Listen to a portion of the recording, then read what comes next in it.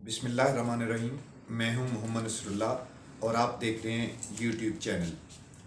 आज जब अमेरिका अफ़गानिस्तान से अपना डिपार्चर कर रहा है, उसका डिपार्चर मुकम्मल हो गया है। 20 साल की इंसानी तारीख़ की एक लंबी तरीन जंग लड़ी गई और उसके बाद शिकस्त खुर्दा अमेरिका किस तरीके से अफ़गानिस्तान से गया है, और इसके साथ ही जब तालिबान ने अपनी फतह का ऐलान किया है और उस फतह से पहले उनको कितनी बड़ी कामयाबी मिली है जिसको मीडिया हाईलाइट करने में पूरी तरह कामयाब नहीं हो सका, उसको हम इस वीलॉग के अंदर आपको एक्सक्लूसिवली बताएंगे।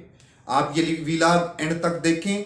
इसमें आपको हम बताएंगे कि किस तरीके से इंडिया ने अरबों डॉलर की इन्वेस्टमेंट करने के बाद तालिबान के हक में वोट दिया, किस तरीके से इंडिया के साइनों से, सिग्नेचर से अक़वाम मुत्तहिदा की सलामती कौंसिल के अंदर तालिबान को दहशतगर्दी की फहरिस्त से निकाला गया। ये एक्सक्लूसिवली हम आपको बताएंगे। मगर इससे पहले कि आपने हमारा चैनल सब्सक्राइब नहीं किया तो चैनल को सब्सक्राइब कर लें, बेल आइकन को ऑन कर लें ताकि आपको आने वाली मजीद वीडियोस के नोटिफिकेशन भी महसूल हो सके।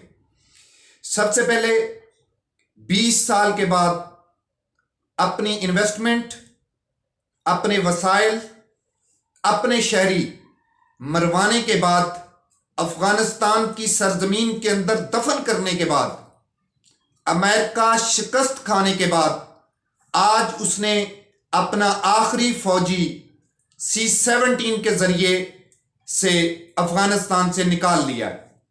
इस फतह का ऐलान तालिबान के जो स्पोक्सपर्सन है सुहेल शाहीन, उन्होंने अपने ट्वीट के जरिए किया और रात को 12 बजे के बाद उन्होंने, तालिबान ने एक अफगानिस्तान के अंदर जश्न का समा था, मुख्तलिफ जो चेक पोस्टें हैं उनसे हवाई फायरिंग के रिपोर्ट्स भी आई। उन्होंने काबुल एयरपोर्ट पर सजदा शुक्र बजा लाया कि एक लंबी तरीन जंग के बाद, जिसमें एक सुपर पावर के मुकाबले में चंद हजार या 1 लाख के करीब तालिबान, 20 साल की लंबी लड़ाई उन्होंने लड़ी और 40 ममालिक की फौजें, सुपर पावर्स, एटॉमिक पावर्स, उनको घुटने टेकने पे मजबूर कर दिया। और अफगानिस्तान से शिकस्त खाने के बाद अमेरिका ने एक शिकस्त नहीं खाई, अमेरिका ने एक और शिकस्त खाई। वो शिकस्त ये खाई कि जब काबुल एयरपोर्ट पर हमला हुआ तो अमेरिका के सिपाही, अमेरिका के फौजी पाकिस्तान के अंदर पनाह लेने पे मजबूर हो गए। ये उन्होंने अपने इतराफ नहीं किया जबान से, मगर है हकीकत में ऐसा कि उधर डर के और खौफ के मारे से उन्होंने पाकिस्तान में एक्चुअली पनाह की दरखास्त की थी। ये ट्रांजिट उनका स्टे नहीं है, ये किस्म का उन्होंने पनाह ली है, उन्होंने भीख मांगी है, उन्होंने पाकिस्तान की मिन्नत की है। सदर जो बाइडन ने रो के दिखाया मीडिया के सामने, तब पाकिस्तान ने उनकी इमदाद की है। एक उनके माथे पे बदनामी का जो दाग है, जो शिकस्त का दाग है, वो अफगानिस्तान के अंदर शिकस्त का दाग है। दूसरा दाग उन्होंने पाकिस्तान जैसे मुल्क पे, जिस पे वो पूरी तारीख में इल्जाम तराशी करते रहे हैं, उनके ऊपर उनसे एक भीख मांगी है अपने फौजियों को पनाह देने की। साथ ही इसमें जिस डेवलपमेंट के बारे में मैंने आपको बात की, वो डेवलपमेंट ये है कि अक़वाम मुत्तहिदा की जो सलामती कौंसिल है, उसका आजकल प्रेसिडेंट जो है, सदारती उसकी जो चेयर है, वो इंडिया के पास है। कल एक बहुत बड़ी डेवलपमेंट हुई है कि अमेरिका के इधर जाने से पहले जो तालिबान का अक़वाम मुत्तहिदा की दहशतगर्दों की फहरिस्त में नाम था, वो नाम हज़फ कर दिया गया। वो तालिबान के ऊपर लेबल था दहशतगर्दी का, वो अब अक़वाम मुत्तहिदा ने उतारा है। हमने नहीं उतारा या पाकिस्तान ने नहीं उतारा। वो आने वाले वक्त में देख रहे हैं कि हमने किस तरीके से तालिबान को एंगेज करना है। यूके के फॉरेन मिनिस्टर की इसमें बहुत क्लियर कट स्टेटमेंट कल उन्होंने दी है। उन्होंने कहा कि हम तालिबान को बगौर देख रहे हैं और दुनिया को तालिबान को तनहा नहीं छोड़ना चाहिए। वो चाहे ह्यूमैनिटेरियन ग्राउंड्स हों, चाहे पॉलिटिकल ग्राउंड हो, हमें तालिबान को एंगेज करना पड़ेगा, हमारी मजबूरी है। ये भी अक़वाम मुत्तहिदा की, यूएनओ की, नेटो फोर्सेस की, G7 ममालिक की और दुनिया के दीगर ममालिक की, इवन दैट जो अरब कंट्रीज हैं, उनको भी एंगेज करना पड़ेगा। अपनी इलाकाई इंपॉर्टेंस के हवाले से अफगानिस्तान اس اہمیت کا عمل ہے، اور طالبان نے وہ تاریخی فتح سمیٹی ہے جس کے بعد دنیا کو اسے انگیج کرنا پڑے گا، اسے تنہا نہیں چھوڑ سکتی۔ یہی بات یو کے فارن منسٹر نے کی ہے۔ مگر اس کے اندر انٹرسٹنگ بات جو میں آپ سے کر رہا تھا وہ یہ کہ سلامتی کونسل کی اس قرارداد کے اوپر sign as a president Bharat نے کیے ہیں۔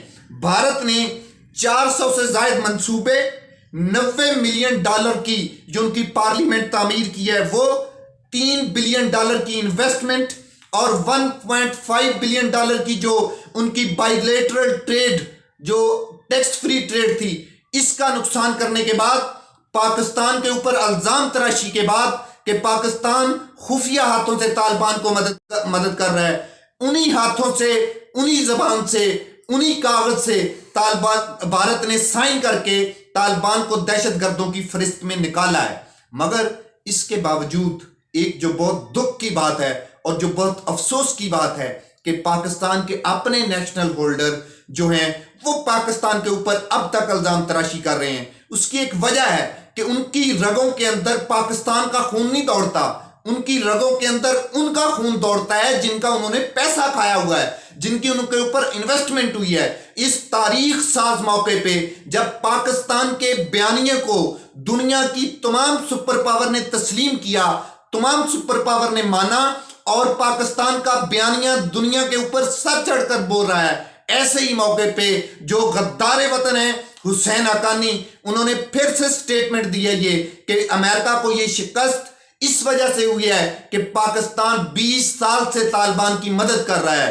اگر اس کی بات کو سچ بھی مان لیا جائے، پھر دیکھیں اکیلے امریکہ کو شکست نہیں ہوئی ہے، یہ شکست امریکہ کی بھی ہے، یہ شکست برطانیہ کی بھی ہے، یہ آسٹریلیا کی بھی ہے، یہ جرمنی کی بھی ہے، یہ اٹلی کی بھی ہے، یہ دنیا کے بہت سے 1/3 دنیا کی شکست ہے۔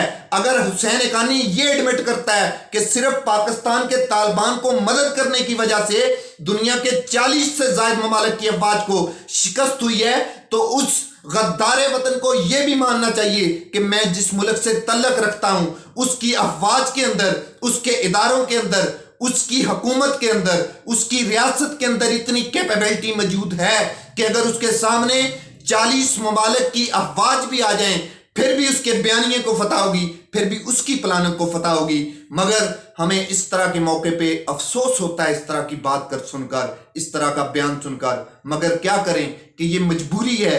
جن لوگوں نے اس پہ انویسٹمنٹ کی ہوئی ہے، جس کا کھائیں گے اسی کے گیت گائیں گے، پاکستان سے تو کھا کے بھاگ گئے، اب عذر کی ان کے اوپر انویسٹمنٹ ہے، انہی کا بیانیہ بولیں گے۔ یہ آج کا ویلاگ ہم نے ایکسکلوزیولی اس موقع پہ کیا جب 20 سال کے بعد طالبان سجدہ شکر بجا لا رہے ہیں، اقوام متحدہ انہیں دہشت گردوں کی فہرست سے حذف کر رہا ہے، دنیا ادھر انویسٹمنٹ کرنے کے لیے تیار ہے، دنیا ایک بڑی انویسٹمنٹ ادھر کرنے کے لیے جا رہی ہے۔